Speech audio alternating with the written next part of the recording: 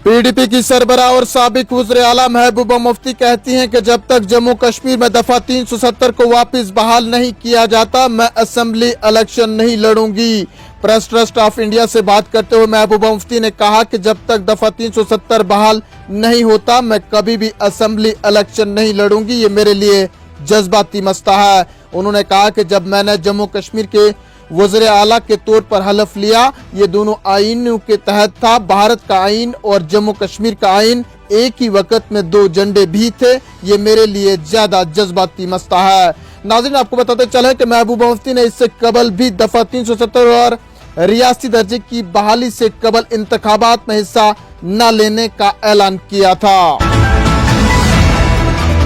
इधर पीडीपी समेत जम्मू कश्मीर के इलाकाई और कौमी सियासी जमातों के रहनुमाओं ने चंद रोज कबल डॉक्टर फारूक अब्दुल्ला की क़यादत में chief election commissioner of India से मुलाकात की थी और एक याददाश्त पर भी दस्तखत किए थे।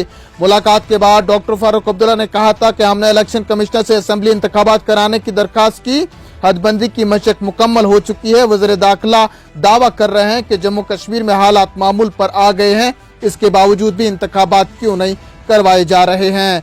उन्होंने दावा किया था कि चीफ इलेक्शन कमिश्नर और एक रुकन ने यकीन दिलाया है कि जम्मू कश्मीर में जल्द ही असेंबली इंतखाबात कराए जाएंगे।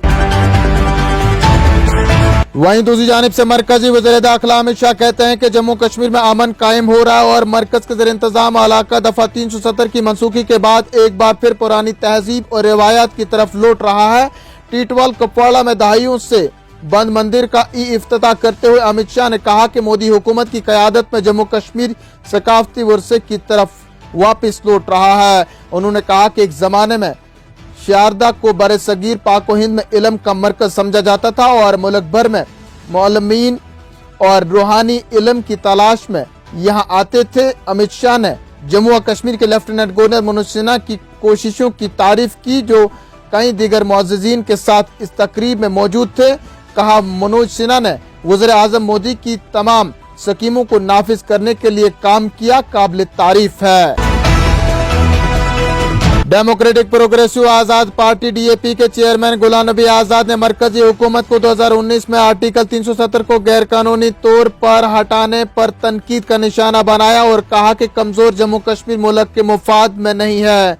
आजाद कहते हैं कि दफा 370 को गैर कानूनी तौर खत्म करने के बाद रियासत को दो हिस्सों में तकसीम किया गया है, जो नाकाबिले कबूल फैसला है। यहाँ के वसाइल बाहर के लोगों को सौंप दिए गए हैं और रियासत के मुतल्लिकीन बेरोजगार हो गए हैं। दफा 370 की मनसूखी के बाद जम्मू कश्मीर की मईशत की कमर तोड़ दी गई है। कमजोर जम्मू कश्मीर हरगिज मुल्क के मुफाद में नहीं है। हमारी सरहदों पर एक तरफ से चीन बैठा है और दूसरी तरफ पाकिस्तान बैठा हुआ है और ऐसे में इस सरहदी रियासत के लोग कैसे मुकाबला कर सकते हैं। जम्मू और कश्मीर नेशनल कॉन्फ्रेंस के सदर डॉक्टर फारूक अब्दुल्ला ने आलमी यौम शजरकारी के मौके पर तीनों खित्तों के आवाम से तलकीन की कि वो माहौलियाती तवज़्ज़ुन को बरकरार रखने के लिए शजरकारी मुहिम में बढ़ चढ़ कर हिस्सा लें। उन्होंने इस मौके पर स्कूलों, कॉलेजों, यूनिवर्सिटी, मसाजिद के सहनों और आम शाहरों के इर्द गिर्द पौधे नस्ब करने पर जोर दिया। साथ ही साथ इस्लाम में दरख्त लगाने की अहमियत पर बहुत काफी जोर दिया गया। उन्होंने इस मौके पर जंगलात की हिफाजत और सबज सोने की दौलत को बढ़ावा देने की तरफ तवज्जो देने की अपील भी की है। चलते चलते मौसम का हाल। महकमा मौसमियात ने जम्मू कश्मीर में अगले 24 घंटों में मौसम बुनियादी तौर पर खुश्क मौसम की पेशगोई की है।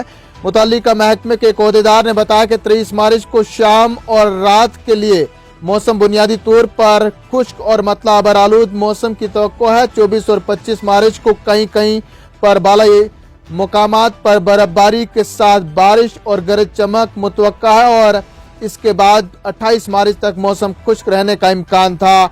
इस मुद्दत के दौरान दिन के दर्जे हरारत में इजाफे का इम्कान है और दिन ज्यादातर गर्म मुतवक्का है। नाजरीन, इन्हीं खबरों के साथ दीजिए अपने मेजबान शब्बीर वानी को इजाजत। जल्द लौटेंगे कुछ और खबरों के साथ। तब तक के लिए आप बने रहें कश्मीर उज़्मा के साथ। फिलहाल इतना ही।